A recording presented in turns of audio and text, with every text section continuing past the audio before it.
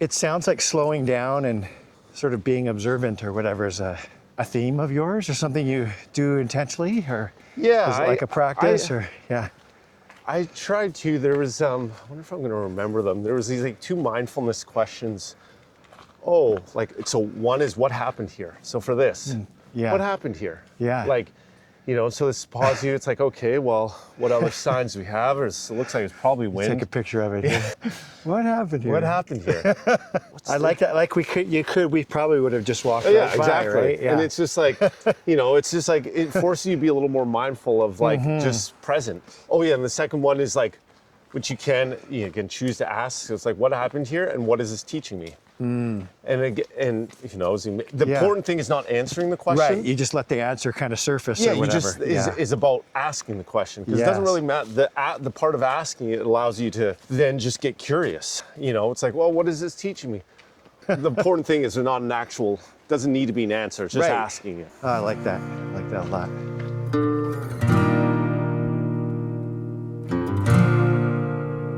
Hi there. Here with Ben Miller. We're in Pacific Regional Spirit Park, right? Did I get the words right? In the I right think order? so. Yeah. And you were saying this is someplace that you come pretty regularly. Yeah, this is actually my favorite walk in Vancouver area. And I think one of the main reasons for it is like we're surrounded usually by like coniferous trees. And this is like a deciduous forest if we look through In here, yeah. I bet it's really nice in the fall. Yeah, it's beautiful. Like See all the leaves on the ground here now. So yeah, we're right up from Spanish Banks as well, and it's just a beautiful, really beautiful loop and walk. Get an ocean view. Get an ocean view. Yeah. Yeah, it's nice. And you said you kind of discovered it one day. Like maybe we're driving by it and thought, I'm going to go in there. Yeah, I just had a little inclination to like, this looks nice. I've driven past it and I've always thought about stopping. And one day I just stopped and got out. And I like having a spot that I can go to. And so this is that spot. Yeah. Yeah. What is your outdoor life like? You got a nice Patagonia jacket on there. Yeah, I know. This does keep me warm. Fairly outdoorsy, and that's how I kind of grew up. But I would say less like a weekend warrior. Like when it's weekend, I won't be rushing off to this, like go hike this mountain or go on this adventure. Like I do bigger trips around, just like fishing and kind of exploring kind of different places on Vancouver Island. But when it like day to day, it's just kind of areas around Vancouver of like going for walks and that, which is where I get most of my recharge. Like this is an area I would come to get recharged in a way. Or if I felt like I was just needed a breath of fresh air, it would be this walk. Yeah. Yeah. Cool. Yeah. You are very involved in mental health, so we'll talk about that later. I want to do that in part 2. But so you talk about recharge. Like obviously it sounds like this is a place where you come to kind of get grounded or Yeah, I had a friend recently who's like, I don't get it why you drive to go for a run. And I'm like, because the run is only half of it. It's like where I'm running in is like the other half, and that's this spot, because it really, I don't know. And I've always, from a young kid, I've always loved so all my family's originally from Nova Scotia. Okay. And so my mom and dad moved out here because my dad loved the outdoors, but we'd go back to Nova Scotia for the summertime. And my cousins, really close to my cousins, we went to this outdoor nature camp in the summers in Nova Scotia. And that was always a big part of shaping me as well in the outdoors. But it was like, it wasn't your typical summer camp. It was kind of like more deeper awareness, like deep kind of ecology. And so we would just have these. So you actually learn about nature. And was there anything that you learned back then that you still think about that kind of carried forward, or? I would say it's more, without like thinking too deeply on it, it's like more a way of being, of just like slowing down and just kind of trying to be in some ways a part of the surroundings versus like. That sounds like the indigenous kind of way, right? Yeah, for sure. Yeah. Like just, yeah.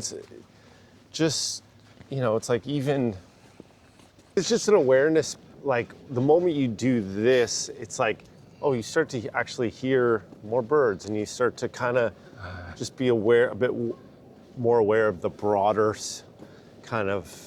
the broader environment you're in. And even the one that always reminded me of, like, so often we don't look up. Yeah. When we walk, we what are here, like our vision's just like, say if we're walking this trail, we're just kind of following the trail. Yeah. Heads down. Heads down. I even do this in grocery stores. I like take a breath, and there's been many times and then look up, and you're like, whoa, I had no idea there's this whole big like offices up there above in the grocery store or whatever it may be. Yeah. And so I've always like, that's just another one of like, oh, look up, and like there's so much life above us, and even in general awareness in the city, where we're so focused on getting to a place, getting our groceries, whatever it may be. It's like, take a breath and like look up. And I find for whatever reason, the grocery store is always an interesting one to do that in. That's cool. Yeah. You carry sort of your awareness or meditation into For sure. into the grocery store. Because that's where at times we need it most. It's like, the hardest things is to take it into our day-to-day. Like in ways it's easier when we come out and, we take a big breath and we're in more nature, but it's like, are you able to still bring some of that into your day-to-day, into city mode? Yeah. And it's something I think people are always asking too, like, how do I carry this, my meditation or practice or my awareness or being present into daily life, so it's not just sitting on a cushion or whatever. For sure. And so what you're talking about gives you a way to do that. Yeah, it's just in your natural environment. But but it's intentional. It's so much harder because you have to like. Yeah, it's intentional. Part of your mind's like, let's get done. Let's get this fast in and out of the grocery store. But just, it's like, well, again, feeling that, whatever anxiety, if that comes up in the grocery store, feeling that and just being like, taking a pause and taking a breath and looking around you. It sounds like slowing down and sort of being observant or whatever is a theme of yours, or something you do intentionally, or is it like a practice, I tried to. There was I wonder if I'm going to remember them. There was these like 2 mindfulness questions that when you're in the outdoors, I think, and these questions just shift, but it's like, so one is, what happened here? So for this, what happened here? Yeah. Like, so this pause you, it's like, okay, well, what other signs do we have? Or it looks like it's probably wind. Take a picture of it. What happened here? What happened here? And so like, or disturbance, or you're like, so it just like focuses you to kind of be a little more mindful. And then what happened here? Like look around. Okay, well, if the wind blew it snapped from this angle, or, and then they must have cleaned this up. Yeah. And like, why did they take, okay, well, or was this is it here maybe, and it kind of rolled out, it's like, it just like, you start to have a bit of so what happened here? And then, like that, like we probably would have just walked right by, right? Yeah. And it's just like, it's just like, it forces you to be a little more mindful of like, just present and what happened here? And and the second one is like, which you can choose to ask. So it's like, what happened here, and what is this teaching me? And again, the important thing is not answering the question. Right. You just let the answer kind of surface. Yeah, or whatever. you just is about asking the question, because it doesn't really matter. The part of asking it allows you to then just get curious. Yeah. It's like, well, what is this teaching me? Well, this is, who knows? I could just be like, there's no defined answer. Like, well, actually, you got to be really careful coming through here on a windy day, or, or, well, there's endless things that quote unquote, it could be teaching you. Right, there could be some real deep things. Yeah, but it's like the important thing is they're not an actual. Doesn't need to be an answer. It's just asking it. Yeah. Oh, I like that. I like that a lot. Once you do it, it just you stop and kind of like, huh. Yeah. You kind of just naturally be a little more aware of like, oh, what happened here? You know, why this trail? Why did they decide to make a trail through here? What is, you know, all that stuff. Yeah. The question I ask everybody on these walks is just, what is life teaching you right now? It's interesting because we're in New Year's kind of, it's a reflective time, isn't it? It is a reflective has it been time. for you? Well, Yeah. it will be actually. I always go like. Actually, You do something? Yeah. Like tomorrow, the next day, kind of, or maybe even this evening, you usually reflect on things a little bit, and I actually always enjoy it. I like what are the highlights from 2025, and looking at kind of what were the things I didn't expect.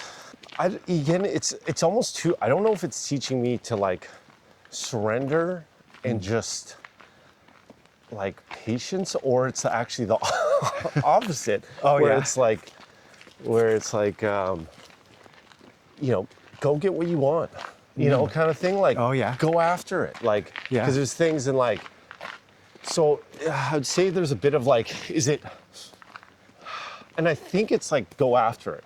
I think it's like a bit of like I think it's a bit of that. If I was leaning more one way, it's like, oh, it's right there. These few different things, like, go after it. Like, I think there's times in life where the universe kind of tells us to do that. So like, and it's sometimes obviously the surrendering can be the much harder thing, as we know. Like, it's like going after something is what we're comfortable with. It's like, or like, like going, like being more forceful towards something versus like, oh no, just pausing and letting things surrender and kind of allowing life to kind of to present them different things to you. So I think that's it. I think you need to go on your retreat and figure it out. Yes. What do you think the surrender part is? Do you think it's maybe surrendering some fear, or? Well, I think that's where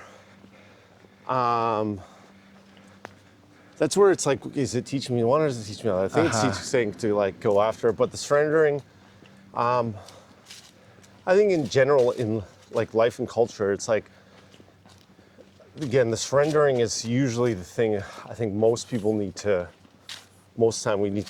actually spend more time on and work on, of just, you know, doesn't always have to be go, like doing less is sometimes doing more. You know, depending, like, you know, let's say even talk more relationship, you know, it's like, oh, I want this relationship. Well, like, just breathe and allow it to like surrender, to let it be how it'll be. You know, you don't have to dictate it, and you don't have to force it, you know, just like allow it to kind of happen how it happens. So that kind of a bit, I think that's a lot of times harder in life, is that kind of acceptance and surrender. Surrendering to the pace and to the way letting things evolve, maybe, even though you're supposed to go after it. Like, I just based on my own experience, I've had times where it's been clear that, it's time to do something, but I can feel the surrender in it as well. And so not in a driven way. Like, if the universe is telling me to do this, then it's like, okay, I'm open. Right. Yes. I'm open for business. I'm open to doing this. Yes. But I'm surrendering to your help and your whatever you want to provide and your timing. And does that sound kind of? Because it's not an or. It's not like an or thing.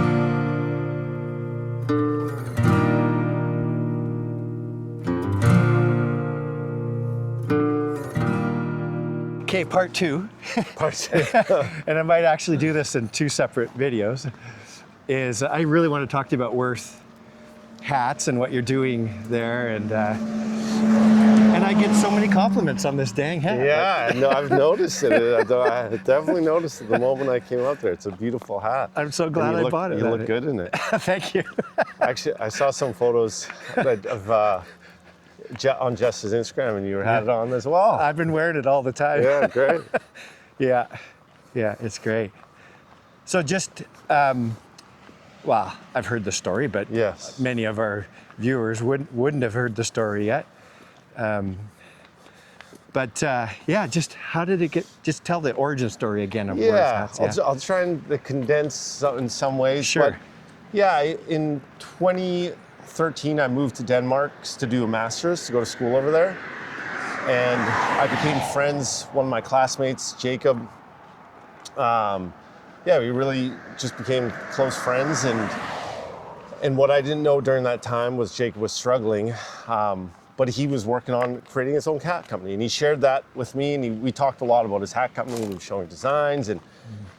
And he was always like pretty nervous to put it in the world. But yeah, I was supporting him in it and chatting a fair bit about it throughout that time. And then in 2014, I went back to Vancouver for the summer, and Jacob went traveling, and I got a message that no one ever wants received, that he had taken his life. And yeah, so many different things come up for you when you get a message like that, and different emotions. And the one thing I knew I was going to help him do is like cross it off his bucket list to have his hat company. Oh yeah. And so I did 25 Wirth hats just as a one-off for his closest friends and family. Each hat came with a tag around Jacob's dream. And so Jacob, his last name was Wirth, Jacob Wirth. Okay. And so, Wirth was on the front, and it's more than just a good catchy name. It's more than amazing just, how it works. Eh? It's a good brand, but at the same time, has significance. Yeah, it's his name. First, that's cool. It's his name, and that's yeah. And we joked about when I was with him, like how not in that way, but it was like Wirth. His last name was. He didn't want to actually call it his last name because I was like, there's a play on words with his last name of just when he was actually alive, and so each hat came with a tag around his dream and be a reminder to check in on one another, and for the hats to be a symbol around mental health. Yeah. And that's all it was. I had one of the 25 hats. I gave his family and his variety of his friends other hats, and that was that. It was to cross off, kind of help him cross it off his bucket list for him to have his hat company. And then it wasn't until 2017, which I very sadly lost another friend to suicide, and after Philip's death, about a month after, I had he was a classmate, actually asked if I had any more of those Wirth hats, because Philip was also in our class, our program, and Philip was the person I did my master's thesis with. So I was a very dear friend, and it hit me incredibly hard when he passed. And so this friend reached out and asked if I had any more Wirth hats, and he'd love to have one if I did, as they serve as a good reminder. And if I don't, never decide to make them again, he'll be first on the list to get one. And it was that message that stayed with me throughout the months of grieving. Just kept coming back, and I decided to put in June of 2018, put Wirth hats back in the world. And yes, whoa, there we go. Yes, my tripwire. Tripwire. It was, yes, of course, my two friends, but it was more what they represented. They represented something much bigger. Within mental health, within our society, and I decided funds from the hats would go towards a counseling fund for people who couldn't afford. So neither Jacob or Philip went and got professional help. Right. And which often happens. Hey, like I've had people take their lives too, and I thought, oh man, I wish they would just. I think maybe that's why the message of this really hits me too, because just wishing that they had talked to someone, Yeah. For sure. And it's like there's times where we don't even give ourselves a chance. It shouldn't be the norm that we don't talk to people, and that's sadly when we don't talk to people, don't talk to a professional, someone who is a professional in that space. Like that shouldn't be the norm, but like if you go back through history, like the vast majority of people have taken their life and never talked to a professional to get support, and that's something that have always needs to shift, needs to change. Yeah. So I saw on the website you supported over 8,500 visits. To date, we've sponsored over 8,500 therapy sessions for individuals who could otherwise not afford. And cool. And so you can go online and can we keep walking? Yeah, we can keep walking. Yeah. You can go online and we'll pay for 8 sessions free, and then after that, we'll pay up to 50%. And so, it's... That's fantastic, just taking that obstacle out of the equation, and... like it started to, obviously affordability is always a big one. Yeah. And I think with mental health, so if you're paying, unless you're someone with a ton of money, if you're paying, say, let's say $150 per session, automatically in those first couple sessions, you're having to like, oh, okay, well maybe that was good, but is it worth 150? Like, because a lot of times in those first sessions, Yeah, it takes a few visits. yeah, you're just kind of chatting, and so I think the exchange of money actually does a very big disservice. Right. Like, unless it's a little amount. There's accountability part of it that you could say like, I can see what you're saying. You may be evaluating, did I get what I paid for out of that? Yeah. You're like, oh, or that was great, but then you start to look up your monthly, like after a couple months, you're like, oh my gosh, that's like $800, and like, you know, ooh, the dark part of the forest. Hopefully the camera adjusts. Yeah, this is the muddy to the it's amazing how dark you can get in some of these areas. But yeah, so I think a bit of money exchange is good, like, because it can accountability and that. But I think after you get to, it's like I even know for myself when I've been to, you know, seen a therapist at times and gone through at different segments of like, I'll look at my bills and I'll be like, oh my gosh, like, you know, yes, I would like to keep going, but like, you know, it's, I don't know, just like if you're going to the physio after a while, like it just will add up. Yeah. You know, but there's a lot more extended benefits as well now too, which is great. Financial is one thing. We tried to reduce that barrier, but also the barrier of just, and it's shifted a fair bit, the barrier of stigma and you know, making it easy for people. Yeah. You know, making it more just like a normal thing versus something that's like a challenging, kind of more daunting thing for people. A nice walk too. And you have some community stuff going on too. Like, yeah, it's become a bit of a, yeah, we do. you're doing some community activities as well. Yeah, we do a variety of community events, and that's always been a big part of it, of like, how do we create spaces where mental health conversations can just kind of organically happen. And that's, yeah, and I think that's kind of existed and started where we have different, you know, let's just create fun events, but because we're the brand we are, mental health conversations just kind of weave into them. So tell me about my hat. I've got this saying flowers here, on- yeah. flowers on Fridays. I've kind of heard the story. I could tell it, but it'd probably be better coming from you. Well, yeah, well, it's actually, she's a member of, Nat Gulliver, she's actually the very first person in 2014, she did like the Wirth design. Oh, yeah. So she's been around and part of Wirth for a long time, and she wanted to create this hat where when she had her first kid, she was going, you know, went through a large episode of postpartum, and it just came this thing where every Friday she'd buy herself flowers, and it was something that she could look forward to every week, like that active thing for yourself. Kinda like help. do a flower shop, and so she would buy herself flowers on Fridays, and it was just this thing that was really special for her, and it was this like kind of act of like just love towards herself. Yeah, it's a self-compassionate act. Eh? Yeah. And so the flowers on Fridays too was like, yes, it was okay, you know, buy yourself flowers on Fridays, but it was more just like, what is that thing for you? Like that was just, it was a representation of, you know, for Natalie. Encouraging other people to think about what's your flowers on What Friday. exactly? Yeah, What are yeah. your flowers on Friday? Exactly. Yeah.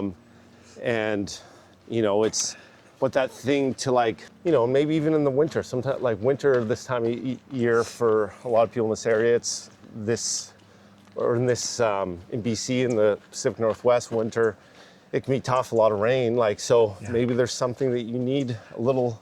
A beach in Maui. Yeah, there we go. There we go.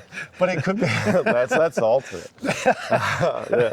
I mean, if you can afford the beach. Small things are probably better, right? Yeah. Maybe it's that sauna session on Thursdays that you book, but you know it's coming every week, right? Yeah, You know yeah. it's like, Yeah. I actually had, this is weird, I don't know if I shared this story, but I remember, it was so weird. It was probably my first time of like where I don't know if I was just like very sad, but it was like grade 7. I just have such a weird, interesting memory because it's grade 7, quite young. And I remember like I was a pretty introspective kid, and I remember like I was a huge basketball person. And I remember there was like, which again, it's maybe odd like at this young of age, but I was like, oh, what am I looking forward to? And I remember so clearly being like, oh, it's basketball on Wednesdays. I couldn't wait for basketball on Wednesday. And it just became, for whatever reason, at that young age. And I reflect back to that because it is quite young. I was thinking like that, but I was like, oh, basketball Wednesdays. And I was like, it brought me so much joy. Yeah. Just that. And so I think at times like scheduling something in the calendar Yeah. and that we have that, and it's not like, the thing is it has to be scheduled. It has to, scheduled in a way. Like it has to be something that you've either made a habit or you know of. That's like, okay, because it's so easy not to do things too, you know? Yeah. Say the son, oh, I don't feel up for it, I'm tired, I'm sad, or whatever. But it's like, to have that thing that, I don't know, what is your flowers on Fridays? Like, Yeah. And I remember at that time for me, it was like basketball on Wednesdays. And that was something that like, at a young age, I guess I was going through this period of sadness that helped get me through that period of sadness. Yeah, cool. Yeah, I have heard that as a mental health strategy to have things in your calendar and things to look forward to, and yeah. Yeah, and I guess it's not like you need it in your calendar, but some people do. Everyone's a little different. Well, this has been so good. I've been looking forward to this for a long time. And Yeah, it's I'd love to stay connected, and I love what you're doing. So yeah, thank you. And if you're confused, this is a Wirth toque. a Wirth toque. Yeah, yes. so I'm Okay. still You're representing as well. Yeah, I'm representing as well. We wouldn't want to overdo it with two baseball Exactly. type I knew hats. you were going to wear the flower hat, so I decided to put the toque on. Excellent. But yeah, this is wonderful. So thank you for inviting me on this chat. Thanks.